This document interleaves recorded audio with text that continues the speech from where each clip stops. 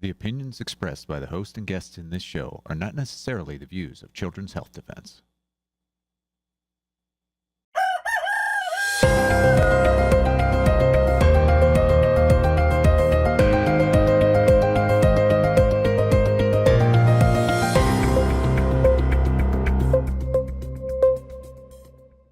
Good morning, CHD. Welcome to Pediatric Perspectives, where we are looking at children's health challenges with a different perspective, one that includes critical thinking. We're not afraid to give you the honest truth. And in fact, my guest today, Jessica Isles, is a breastfeeding expert who is one of those individuals who's not afraid to tell you what you probably need to hear. And sometimes maybe you aren't going to want to hear what you are being told because it's difficult or whatever. So welcome, Jessica. It's so great to have you on the show. Thank you so much, Dr. Thomas. It's a great pleasure to be here. You have been involved with breastfeeding for 25 plus years. You had 4 kids of your own that you breastfed. You volunteered for La Leche League. You've trained with a breastfeeding specialist with Breastfeed LA. And most recently, you established the Breastfeeding Foundation, which I'm very excited about, by the way. You're dedicated to shifting the U.S. culture from formula feeding to one that is really a breastfeeding one by policy change at the national and state level, but also just all the individual work you're doing. I tracked down some of your articles at jessicailes.wordpress.com. Oh my goodness. You are my go-to person now. They are so well written. I would encourage people to go there. I'd like you to introduce yourself to the audience a little bit about why the passion for this breastfeeding topic. Yes, thank you so much for having me. I developed a passion for breastfeeding really with my first baby. I prepared for the birth, but I did not really prepare for breastfeeding. I kind of assumed you just stuck baby on and baby went for it. And to a degree, that's true. However, what I didn't realize is that subconsciously, all mothers are programmed by observing and by almost an imprinting of how formula position affects breastfeeding position. So when you put the baby on, a breastfeeding position is very different to a formula feeding position. So I had many, many ups and downs. I had lovely midwives, but they just said, just put the baby on, baby's gaining weight, you have lots of milk, don't worry about it. And so I did, but I did wonder, why did other women profess such joy, delight, and life-affirming experience around breastfeeding that I wasn't getting? And I thought, well, I want that. I want to be that woman who says breastfeeding was amazing. And I persisted, in spite of thinking, this isn't that fun. And at 4 months old, I remember distinctly taking my baby girl, Isabella, into the bedroom to lie down and feed her. And in the middle of the feed, I was like, oh, this is it. This is what they're talking about. And I was just so excited and so relieved. And I thought, I want every woman to experience this. And I realize now why they don't, because often you give up before the troubles are over. You're not supported and you really don't know.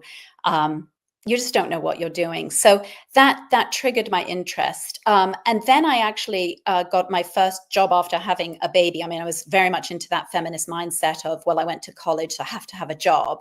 And the woman I did my birthing course with, amazing woman, Julie Krause, she does active birth by Janet Velasquez. I don't think she's that well known here, but very good course, just really on being active through labor, which helped me have a completely natural labor and skin to skin and everything.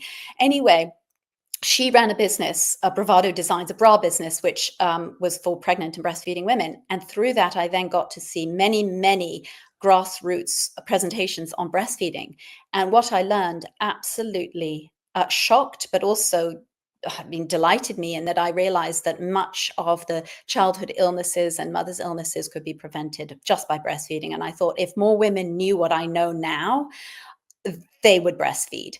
And I was ready to give up at 6 months. I mean, I was ready to give up, a few weeks in, but, blow me, I was not going to do that. So, I persisted, but I also had the support around me to be able to continue through thick and thin. I had my mother-in-law, and my husband. Husbands are extremely important to breastfeeding success. Yeah. Partners. Anyway, I made it through, but many women don't, and I don't blame them. But that's why I want to shift it. Perfect. Well, thank you for that introduction, because now we're going to delve into this. I, as a busy pediatrician, promoted breastfeeding to every single mom. And even with what I was able to do, and for a while I had a lactation specialist in the office, I always encourage lactation specialists. I didn't feel like the success rate was what it should have been. I mean, so many moms give up in the first few weeks. It's just too hard. It's this or that. And then a lot give up by 6 months, kind of what you were talking about. So let's dive in. I want to have you start with, what are the most common breastfeeding myths that we just need to bust out? Yes. So the most common, many are that women don't believe that their milk is good enough, and they'll point to the color, the fore milk, the hind milk, not having enough. Women don't trust their bodies. We are taught not to, because we're medicalized, and especially if their birth is medicalized, they think, well, I had to have help with my birth, therefore I have to, there's going to be something wrong with my body in order to breastfeed. But the truth is, only 1 to 2% of women physiologically can't produce enough milk. That's according to the World Health Organization. It could be even lower, because in the US it seems to be higher. However, we don't have any diagnostic codes for breastfeeding, say, failure or challenges. There's nothing there that says this is your problem, i.e., you have low thyroid, let's fix that. You lost a lot of blood at birth, you need iron, because compromised iron compromises breastfeeding. There are a few instances where women literally don't produce milk. They don't have breasts, or they didn't develop enough glandular tissue. But for the most part, women will. And the myth is that low milk supply is common. It is not. Mm, It is actually not that common. Real low milk supply, yeah, perceived low milk supply, is very common. yeah. And we have that perception because we're programmed to believe that. I had that. I had a huge oversupply, which I didn't realize. I thought I had an undersupply. And I've said this to some of my clients. They're like, oh my gosh, I felt the same. And therefore, part of it is a mental problem. So, yeah, and another myth is that the advice you get about breastfeeding is correct. Unfortunately, not doctors like you, but many doctors, they don't get any training in medical school. So they literally don't know how breastfeeding works. Maybe their wife didn't breastfeed. They think it's common, this mystery. Oh, breasts just simply don't work, and Mm, having a mystery around it makes women doubt themselves even more. It's not like you go to the doctor with a bladder infection. Oh, there's bacteria. Here's your antibiotics, or here's your cranberry, or here's your demonized, whatever it is you're using. No, it's like, well, we just simply don't know. Well, that serves the formula industry, having this weird mystery around it. And it also serves the industry for women to continue to doubt their body. Maybe they're the mystery problem that no one can solve. So that's another myth. Another myth is that breastfeeding can be done while sleeping through the night. Generally not. The sleep industry, in my opinion, is the formula industry. mm, Co-sleeping increases frequency and duration of breastfeeding. That's known. So the formula industry works hard to prevent co-sleeping, and mhm, co-sleeping has been demonized. And right. unfortunately, no one talks about it. It's not on the label of formula. Formula increases the risk of SIDS. Now, suffocation is not SIDS. However, it's very unlikely. I don't know if you know of James McKenna's work. He is an anthropologist. He's done work at Notre Dame on sleep studies for breastfeeding women. It's fascinating, including the fact that women drop into a deeper sleep more quickly due to prolactin. So, it's the sleep industry is pernicious because it talks about baby sleep and how they must sleep. Well, babies have a very different sleep cycle, and how mothers must protect their own sleep. Well, biology protects our sleep. So I guess that's another myth, that broken sleep or disturbed sleep is the same as lack of sleep. It is not. So Mhm, sure, I do recommend women go to bed earlier and sleep in if they possibly can. If you want to have, people say, oh, well, I want to stay up. Well, why don't you maybe get up early in the morning instead. So have your sleep in later, as it were. Do you have tips for moms who want to co-sleep? Because of course they're being discouraged by the pediatricians. Oh no, it's dangerous. Your baby could die from SIDS, which, on an aside, I've done a deep dive into SIDS and vaccines, and there's a huge correlation. But besides that, the question for you is, if moms want to co-sleep, are there safer ways to do that? Absolutely. So co-sleeping has been done by the human species over the thousands and thousands of years that we've been alive. We're designed to do that. Just know that if a newborn baby is left alone in the wild, it will be eaten. If it cries, it will be eaten. That's a signal to predators to say, come and eat me, and every other human that's there. So we're designed to stop crying, stop the baby from crying, which means carrying it, holding it, comforting it, and breastfeeding it. So co-sleeping is very important around the clock, during the day too. So in terms of safe co-sleeping, there is the Safe Sleep 7, which is available online, but I will try to remember all of the points. But obviously, no substance abuse. So nobody who's in the bed, if you're going to be in the bed, which you have to establish a space which is safe, and you have to set it up. You can't just fall asleep on a sofa. That is dangerous for suffocation. And I would differentiate between suffocation and SIDS. And that's important because formula increases the risk of SIDS, and not co-sleeping increases the use of formula. So you're going down that path already of potentially increasing the risk of SIDS by just formula feeding and by not co-sleeping, which is never, ever discussed. In terms of the bed environment, clear it of pillows. Have baby, if you're in a cold environment, have baby in clothing that can keep it warm enough without potentially a blanket. Have a firm space to sleep on. Have barriers where baby can't drop down the side. Have a co-sleeper next to the bed.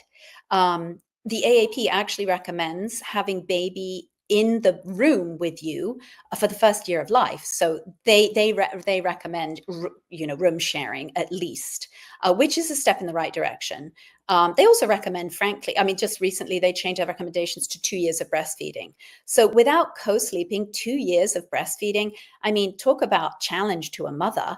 The other thing to remember is that the older the baby is, the less likelihood of say suffocation, because they can move around, they can roll over. So it's really those early months where if you do want to just be super, super careful, you take those precautions earlier on. But as the baby gets bigger, the chance of SIDS or any other bed sharing catastrophe drops dramatically. Yeah. To breastfeed long term, co-sleeping is definitely the easiest way to go. As I say, the formula industry knows that. So I believe they are in dialogue with the AAP about public health policy and suggesting that sleeping with your baby is dangerous. Yeah, I share that belief as I've watched them demonize co-sleeping and everything that would be natural. Right. So let's actually, if you have any more myths you want to bust, go ahead, bust them right now. Let's see, what else do I hear from mothers very often? My breasts are too small. No correlation between milk supply. My baby is crying, so they're hungry. No, babies cry. I always say milk, breast milk, when it's in the breast, you can't see how much milk is there. A breast is never empty. So we're always told, empty the breast. Well, it's like a bladder. It just continues to fill up.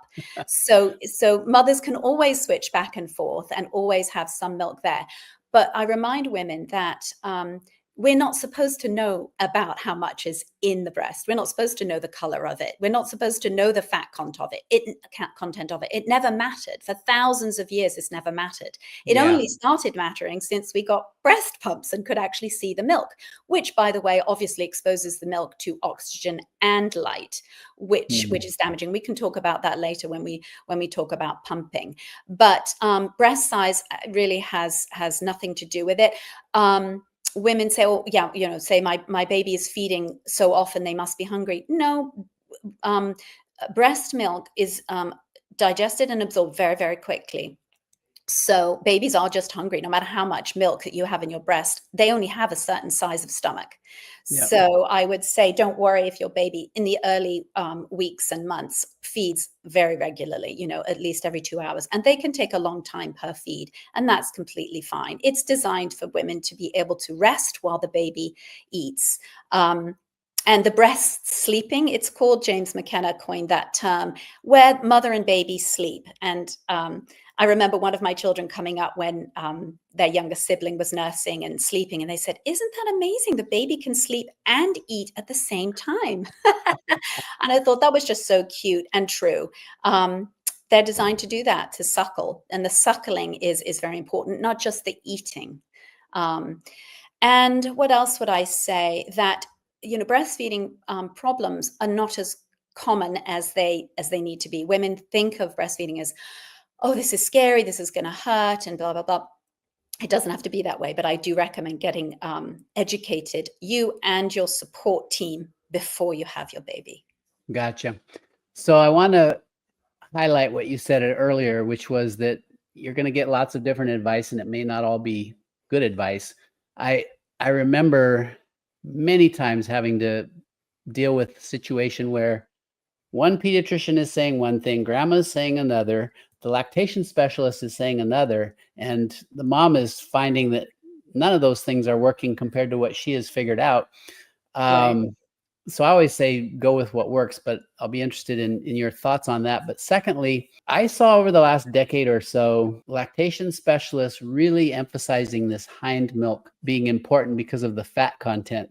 And I like what you said. We never knew about fat content before. Just put the baby on the breast and don't worry about it. What do you Yeah. think about all this emphasis on fat content and hind milk?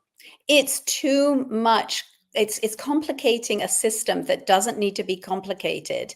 That milk will come through whether or not you leave the baby on for that feed or the next feed. Over the course of 24 hours, the milk content is the same, whether or not you continue to put it on the same breast or to switch Thank you. breasts.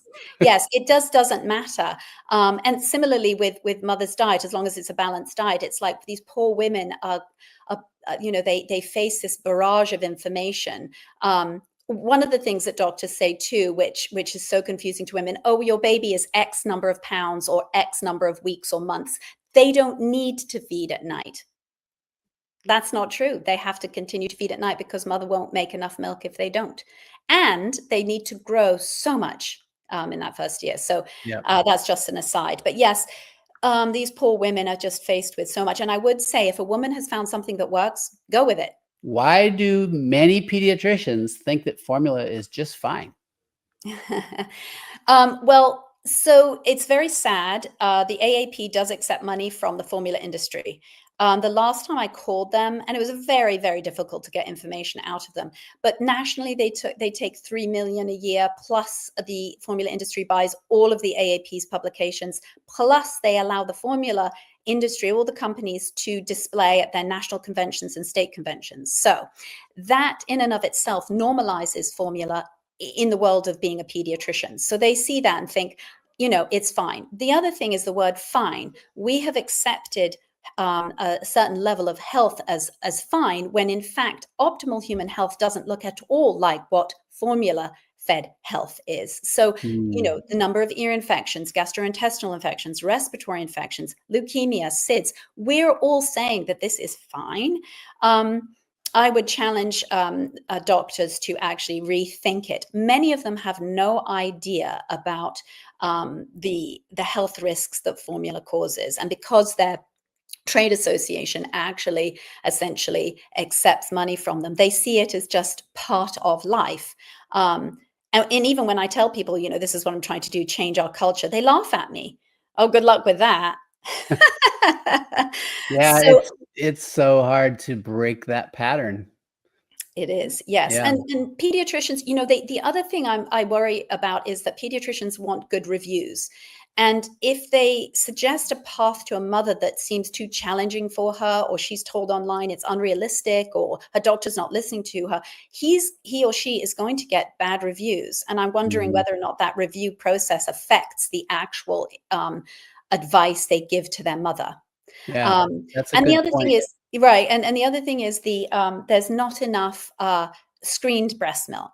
So there is some evidence to show that if mothers, if they're told, look, you might have a few hiccups, we're going to get you screened milk. There's no harm in that, and this is the process. But you're not going to stay on screened milk. The whole process is to get you onto your own milk with baby. Whereas the formula isn't really like that. I mean, sometimes women will say, they'll leave hospital and the hospital say, oh, day 2 is awful. Night 2 is terrible. Just give them a bit of this and that will be fine.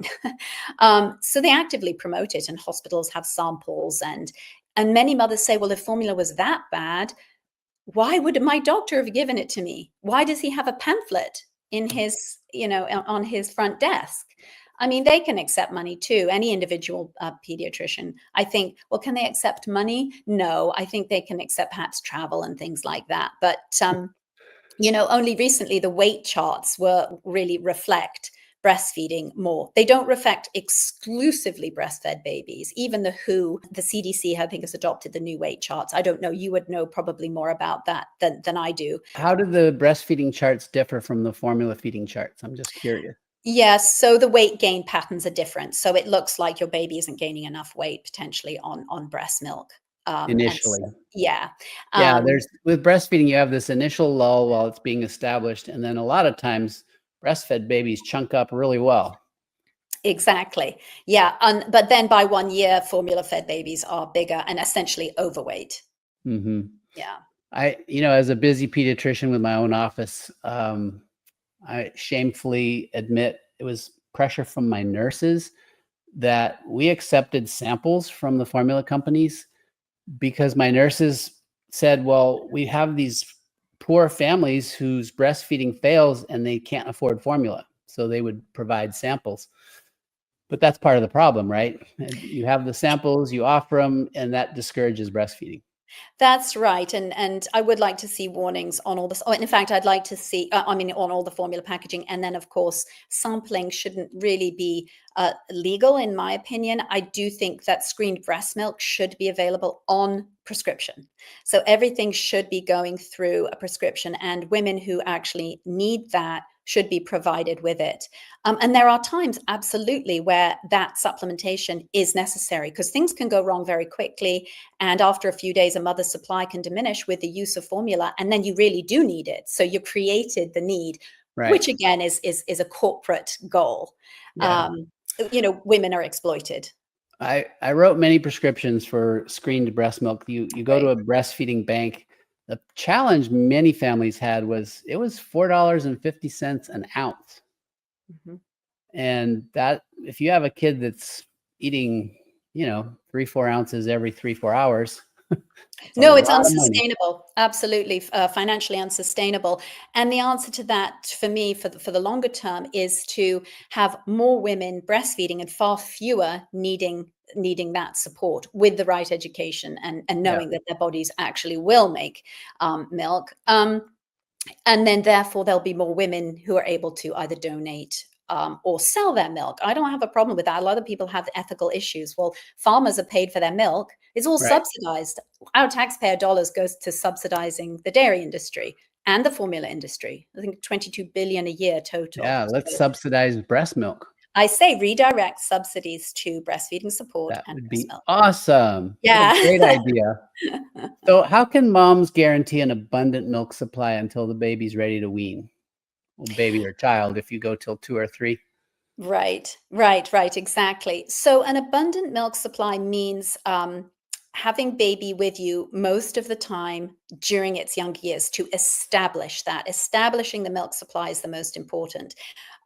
We aren't designed to leave our babies anywhere. They are designed to be with us. This produces oxytocin, and the oxytocin produces relaxation, and then the prolactin is produced in abundance, and the baby gets more milk. So if many women have to go back to work, you need to pump, you need to take that milk off. In the early weeks, milk is hormonally driven, so it's less sensitive. You're going to make a lot of milk for a while generally. And then after that, it's more supply and demand. So an abundant milk supply, does mother have to have a specific diet? No, she doesn't, not for an abundant milk supply. I always say a balanced diet is great. Avoid seed oils and too much sugars, etc. But that isn't it. It's really getting the baby on to latch well. There's position and then there's latch, two different things. And the latch is crucial for the baby to remove milk comfortably for the mother, and the removal of the milk will establish that abundant milk supply. It helps to relax. It's not a necessity. Women breastfeed in war-torn countries. I always tell women that. They're like, oh, the stress is going to stop my milk supply. It won't stop it. It might delay letdown because cortisol interferes somewhat with the oxytocin. However, your body will prioritize that baby. So my greatest recommendation is feeding on cue. Don't have schedules. Love your baby and focus on them and enjoy them without too much cultural noise affecting how you actually do that. Wow, that's a beautiful wrap up right there. Before we wrap this episode up, and I've already decided I have a long list of questions, so we're going to have to do a part 2 Okay. because you are a wealth of information. I want people to know about some of the articles you've written, which are just incredible. One is Why Real Feminism Must Embrace Women's Biology. Pregnancy and breastfeeding are periods of biological dependency. And I quote your writing, true liberation comes from getting what we need when we need it. That's beautiful. I also want you to just touch on formula, what's missing. So you had an article on, I think on that, or at least I read that in one of your articles. Yes. What's missing from formula that's so important? Only about 5,000 different components, unbelievably. So formula is a very rudimentary composition of carbohydrates, fats, proteins, and a few vitamins and minerals. None of these are very well absorbed by baby. Breast milk contains literally the building blocks of a human being, from stem cells to HMO, the human oligosaccharide, milk oligosaccharides that feed the beneficial bacteria in the gut. Growth hormones. It's literally the antibodies, tumor busting capacity it has.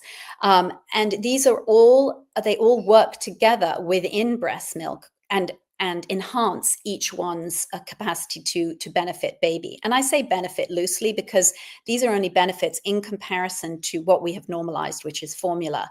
So I do try to say, well, formula is lacking, as you say. It's deficient in all of those things I have mentioned, plus things that we haven't even discovered yet that are in breast milk. Yeah.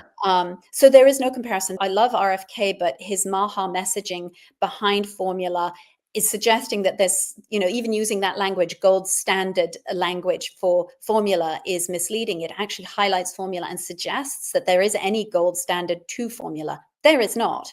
The only gold standard is breast milk. Yeah. And formula should be the very last resort. So if we're going to make America healthy again, we definitely need to increase breastfeeding rates. Yeah. I couldn't agree more. Let's wrap this one up with one other question. We have viewers who are, not the breastfeeding mom, but the support person, be it a dad or another partner. What can dads and other partners do to support breastfeeding? Yes. So the first thing is to learn how breastfeeding works and to understand that when the baby is crying or fussing, it doesn't necessarily mean that they're hungry, because that's the most of the time that father comes, oh, baby must be hungry. Well, babies fuss even with a full bottle in front of their face, right? That you can see a baby, they don't want the bottle. So when a baby does that, doesn't mean to say there's no milk in the breast, and that the support team must understand that the normal behavior of a newborn infant can be misconstrued. So it's important to learn those signs. Secondly, how to support mother. Let her sleep with the baby. So if you're going to do, say, side-lying position and breast sleep with your baby, have father in the room, say he has work to do. He can sit there while she sleeps and feeds at the same time. Do the laundry, keep the house clean, feed mama, bring her drinks, emotionally support her, psychologically support her, tell her she's doing a great job, tell her how much you appreciate her. If you're a mother or a mother-in-law that didn't breastfeed, don't suggest that formula is fine. Understand that perhaps you didn't know what was best at the time, that if you had known, you would have breastfed. That type of thing. Because mother-in-laws can say, well, you're fine. My son is fine. That's not helpful to mother. All emotional encouragement is extremely well received. That in and of itself actually increases oxytocin. Touch mother, cuddle her and the baby. All of these things will make her feel like she's part of a family where this baby and her are still a unit. Because often when you're in pregnancy, everyone's talking about, oh, the mother, how are you? How are you? Baby comes, and then it's all about baby. But mama and baby are now a unit together. And the best thing is to keep them together and keep them happy and sleeping and eating and relaxed together. Wow. That was profound and beautiful. That checklist should be sent out to all new parents. Support person, dad, or whoever you may be. This is your assignment.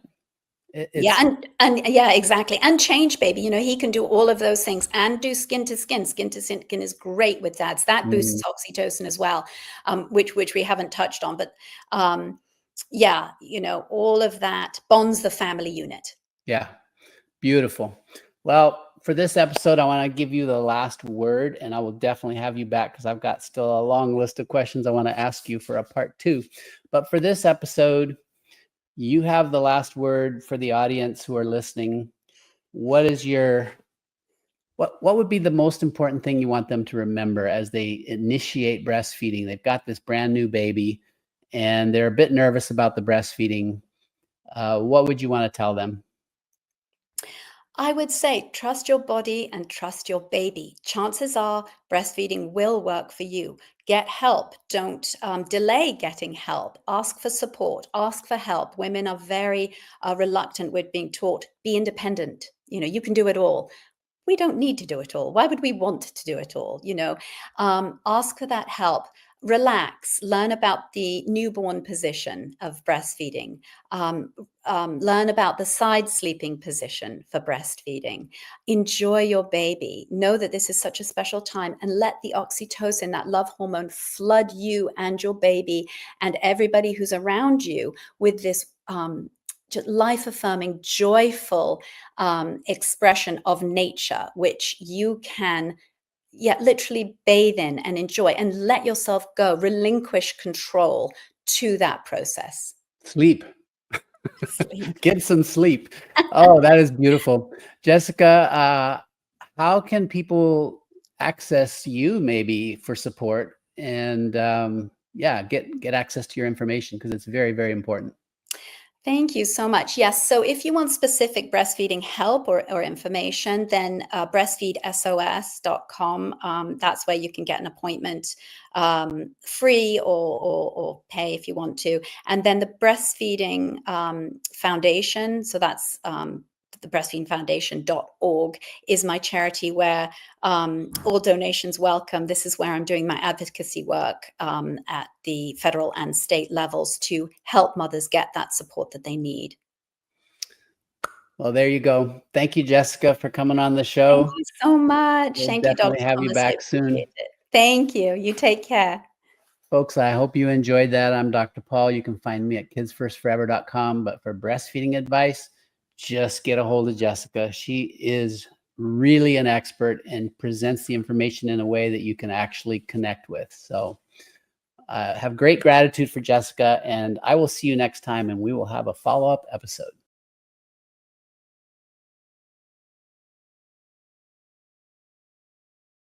Okay, we're live. So could you tell us your name? Mark Brody. Mark Brody, okay. Great to have you here, Mark. And talk to us about what's on your mind, why you titled it this as well. Well, I came to speak to you because there's an unspoken trauma that many of us are going through, and I don't think it's adequately represented by much of the literature and even the videography that's out there. And this is the trauma of those who have to watch a calamity, a catastrophe happening, and be impotent to do anything to stop it. And that's why I've called this Cassandra's curse, is that we can see what's happening, and we feel impotent to do anything to protect those people who are being hurt. And I think I was thinking about a good example of this. This is when Paul Marik testified in front of the Senate. He said something like, "I had to stand by idly and watch my patients die." And he kind of broke up much as I did, because I understood what he meant by that. To stand by idly and watch people die because his hospital forbade him to use treatments that he knew would save these people's lives. And ultimately, of course, he lost his job, and I too lost my job for trying to protect my patients. But I had to watch. I told my daughter and my wife, all my kids, that this product was poison that they were trying to inject into people. And I told my family this, and ultimately my two youngest did not get the vaccine. My oldest, as soon as she turned 16, she said, "You don't know what you're talking about, Dad." My friends all took it, and they're fine.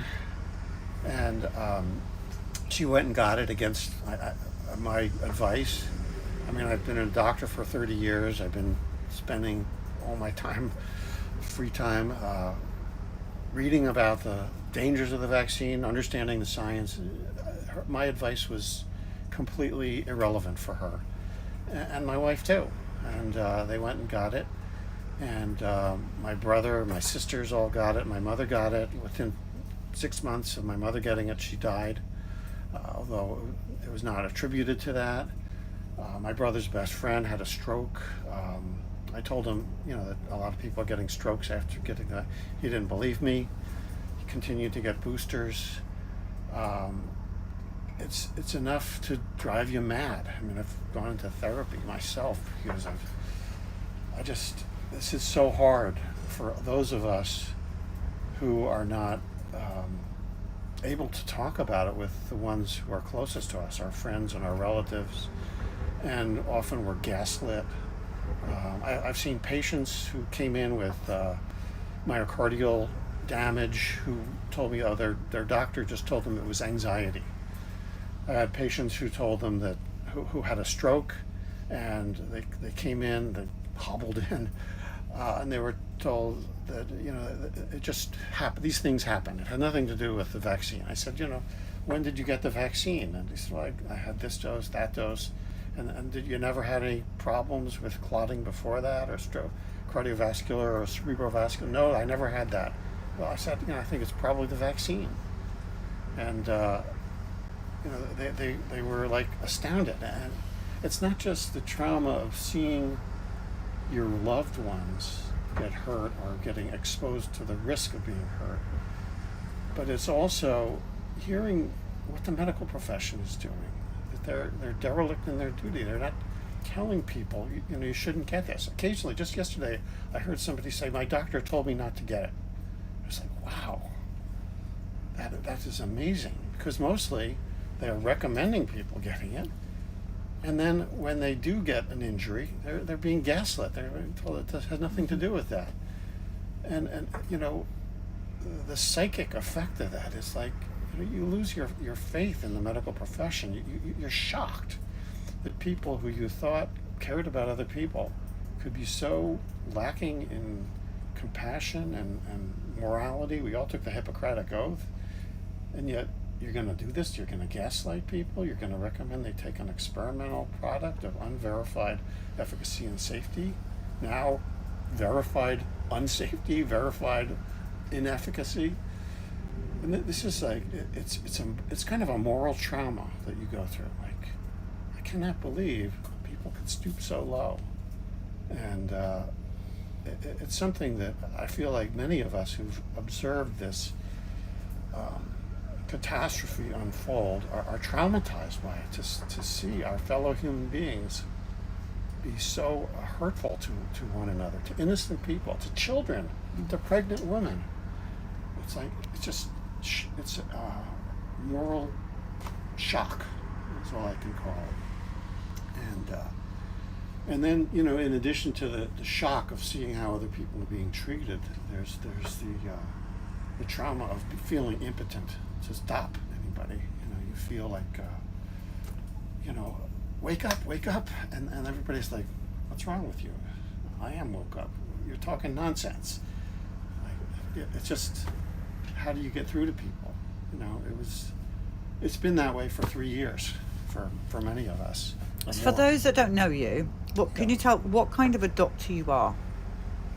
Well, what I've been practicing until I actually lost I was put in a place where I had to give up my license in the state because I advised my patients to wait for better science before submitting to the vaccination. I said that in my opinion, the science had not demonstrated convincingly that the COVID vaccine was safe and effective. And I said, wait for better science.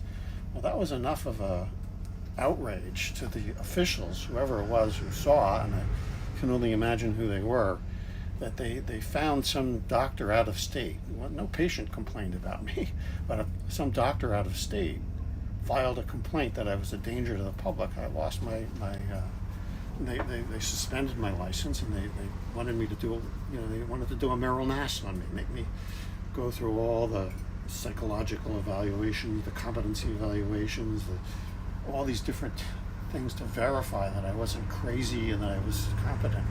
And so ultimately I ended up giving up my license rather than going through all of that, and got fined a lot of money for this and legal fees. It was quite a setback. And then of course my income went away, and fortunately in this state I'm allowed to practice under the health freedom laws because I do integrative medicine, which includes many alternative treatments like homeopathy and energy work, Bowen work, which is Australian kind of body work, herbal medicine, nutrition, and functional medicine. So all of these things are authorized under the Rhode Island Health Freedom Law. But my career, I'm not able to prescribe. I'm not able to bill insurance companies. I'm essentially, I'm out of the medical profession, which was pretty hard on me, pretty hard on my relationships with my wife, and I'm no longer able to bring in the kind of income that I used to because people can't really afford to see a doctor, or they don't want to see a doctor when they can go see somebody where their insurance would pay. So I have to ask them to pay out of pocket. And I do fortunately have some who are willing to do that, but not as many as I used to. So, personally, I've suffered a lot of trauma, but I think the trauma that I'm talking about is not my own personal trauma. It's the trauma of watching other people being hurt and being impotent to do anything about it, and knowing that you can protect them. It's like the Jim Jones people, who went off to drink the Kool-Aid, and you're saying, there's poison in there, and they're like, go away. Jim said it's fine. No, that's poison. I tested it. No, you don't know what you're talking about. It's like you have to watch these people marching to their deaths or to injuries, and they won't listen to you, and you've seen, just like Cassandra, the future, what's probably, you don't know for sure, but possibly going to happen to them. And you don't know when, and you don't know what, but you know it's coming. And you can't say anything. It's just like a long, shattering. slow, painful death. It's very deflating to your own morale to feel unable to do anything, and to feel that people are doing this to other people deliberately. So what do you think it is? Why do you think, is it going to take for everyone to have a personal injury or death for them to wake up to this? Why do we have so many people in coma-like states? Well, I think it's the effect of the media, basically. It's the big lie. This is what Goering popularized in World War II. The big lie. It's so big that it couldn't possibly be a lie, right? Because a lie that big would never be told. Our government wouldn't do that. Why would they do that? It's just too much to swallow that such evil could exist, and that people who we trusted. It's also, I have a background in psychiatry. It's about, betrayal of your parents. The government represents your parents. They're the authority figures. They're supposed to take care of you. And people cannot wrap their mind around it. Their parents could actually kill them or hurt them. It's like, no, that's not what parents do. That's not what the government does. They take care of us. And forget about weapons of mass destruction in Iraq. Forget about Watergate. Forget about the Iraq War and all the many, many betrayals that have already occurred. The bombing of World Trade Center. All these things that where we have a lot of suspicion or actual proof of perfidy from our government are somehow forgotten because that's not what governments do. It's just too big for many people to wrap their mind around. I was able to wrap my mind around it because I've been studying vaccines and pharmaceutical industry for 25 years or 30 years. I've kind of built my whole business model around avoiding that vaccine, the traditional medical model. Although I don't think it's all bad, but I think there are parts of it that need to be conserved. But it's so toxic in so many ways that it was not a great leap for me to realize, even as early as March of 2020, that there was something fishy going on. So anyway, this is the trauma I wanted to talk about. It's been traumatizing for me personally. I see it not every day, but almost every week in my practice. And I have to go and talk to my friends and my relatives and pretend as if we're not at war, when there's a war going on. A war which is trying to silently exterminate a portion of the population, or disable them, or render them infertile. And I have to say, what was on Netflix last night? I mean, it's really hard to play that game. It takes a real toll on you to try to pretend that nothing horrible is going on. When you're reading about it, I mean, you read the news, I read Health Defense, I read other sources of news that are reporting daily the horrific things that are coming into our world, brought by the globalists, the people who are perpetrating these crimes, who we really only have a sketchy idea of who they are. And nobody is mindful of them. They just go about their business like, hey, thank goodness the COVID is over, and I'm going on vacation here. Where are you going to go on any vacations? And it's just the quotidian becomes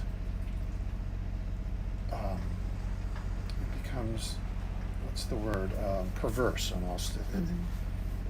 It's like to engage. It's like T.S. Eliot's poem, love song of J. Alfred Prufrock, the women come and go, talking of Michelangelo. They're just talking about this and that, while horrors are occurring in the world. It's like he wrote that about World War I, I think.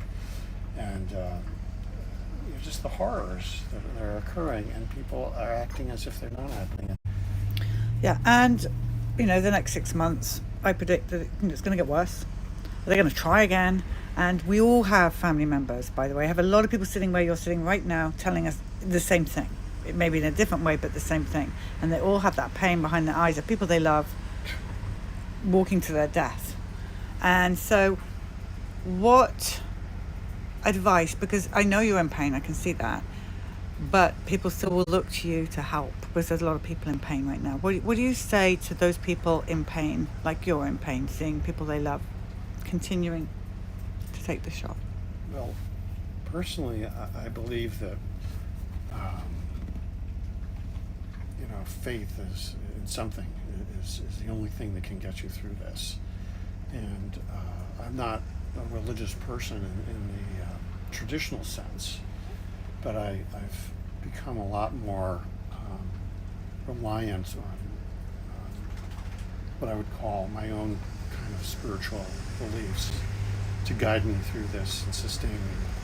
And you have to believe that I think following that path, following a pathway of that you believe in, that you believe is the right path, and is the path of the truth. It's all we have. It's all we have left, and we have to have faith in that. That's going to ultimately, wherever there's a bad, there's a good. Wherever there's a good, there's a bad.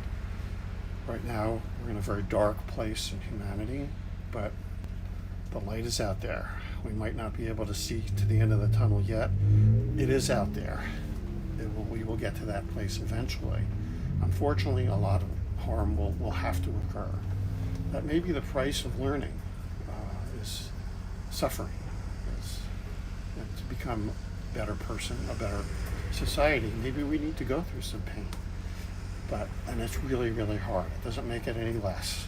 But I think holding on to your faith in whatever it is you believe in, whether it's traditional religion or some spiritual values that sustain you, this is what I would advise people to do. Have that. Without that, I feel like we're really lost. In fact, I think we're in this place right now because our society has drifted away from spiritual values.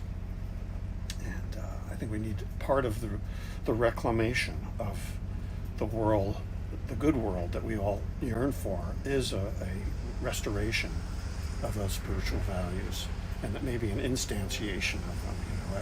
We have to build them into our society in a way that's actually makes them alive, and not a kind of a hollow enunciation of texts, but it has to be a living and breathing spirituality that means something to every person. If it doesn't mean something to you, it's useless. I don't know how to do that. Traditional religion has attempted to do that by imposing a certain creed and edicts and texts. But I think ultimately it's an individual journey. We all have to find our own pathway to our own beliefs. And some people, I don't think, are able to make that journey. I don't know how we can help those people. But it's a very difficult journey to take, because it requires you open yourself up to things that are not technologic. They're not coherent with the themes of the modern world. So anyway, one other thing I was thinking of as I was waiting, freezing my butt off in the parking lot, is that Sorry about that. What we're going through now, those of us who are being hurt, we're being ridiculed, we're being ostracized. We're going through what the witches in Salem did in the 17th century. We know that this is total BS, what these accusations. It doesn't make any sense. But we are experiencing the social ostracism, the opprobrium of our relatives and our friends, our colleagues. And we know it's all BS, but we can't, it's like the whole society is hypnotized into believing that this witch thing is real. This anti-vaxxer thing is real. It's nothing real about it. It's just looking for the truth. This is how Galileo must have felt too. It's so ridiculous.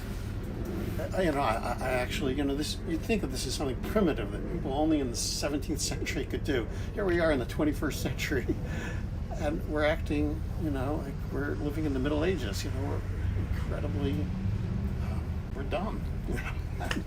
We're ignorant, and how that humanity could be this way. It's kind of a shocking revelation. How do we avoid going back to this another time? How do we stop our own stupidity from carrying us into another disaster? I don't know, but it's the magnitude of the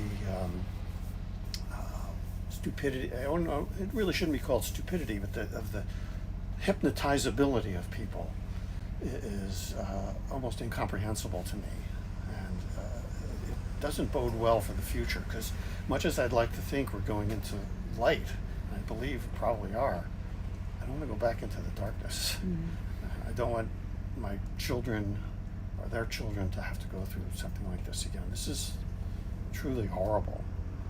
And the only thing I can think of is what it must have been like to live in Europe during the Nazi period and watch your neighbors and friends get sent off to concentration camps. Just trauma that's almost beyond words. And I don't know how we can avoid going through this again, but Vera Sharov tried to warn us all about it. People didn't listen. Not listening to the rest of us either. How can we get people to listen? I don't know. I sure wish we could. But I think maybe making videos like this and documenting for the record, maybe that will help. But we humans are awfully refractory to the truth. It's sad to say. Well, I really appreciate you sitting here and talking about something that's very, very important, and again, so many of us are feeling. So thank you. Thank you for having me. Thank you for all you do as well. How can people follow you? My website is dynamispreventivemedicine.com. Say it again slowly. dynamispreventivemedicine.com.